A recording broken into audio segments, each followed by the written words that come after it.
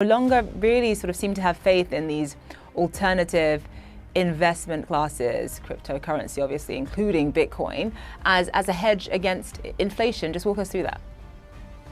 Yeah, there had been, Zane, a lot of Bitcoin and crypto bulls who had been holding firm to the notion that if the dollar were to weaken, if the Fed were to try and flood the market with more liquidity or other global central banks doing the same, that you'd want to own Bitcoin. It's this great inflation hedge. It's digital gold. Well, it turns out that that might not be the case. It's more a speculative asset like a tech stock, and gold is still real gold, even though gold is down today too, just because everything is in red, as Mark Zandi alluded to a little bit earlier.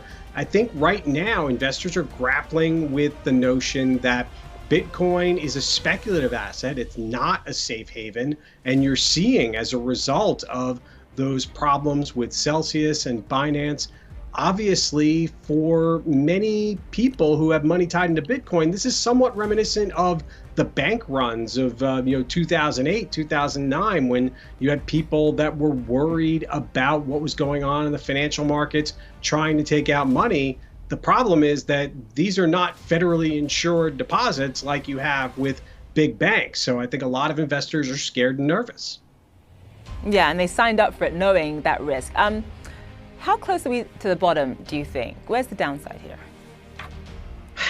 It could go further, as you pointed out. Yes, we are about 2/3 from the peak, of 66% drop from the all-time highs last year, but we're down about 50% so far this year, just 25% in the past week. And I think what's troubling, Zane, is that it's not just cryptocurrencies themselves where you have all this downside. You look at a lot of investors and they've piled in to companies like Coinbase. Its stock is plunging today. All the Bitcoin miners like Riot and Hive, they're down. But even larger financial firms, Jack Dorsey's Block, aka Square, that's a company that has been hit extremely hard because of its exposure to Bitcoin. And poor Michael Saylor and MicroStrategy, a software company that has made a big bet on Bitcoin. He's a Bitcoin evangelist, and right now he has lost a lot of money for anyone who's invested in that stock, because MicroStrategy is tumbling pretty sharply as well, along with just about any stock that has a hint or whiff of crypto exposure.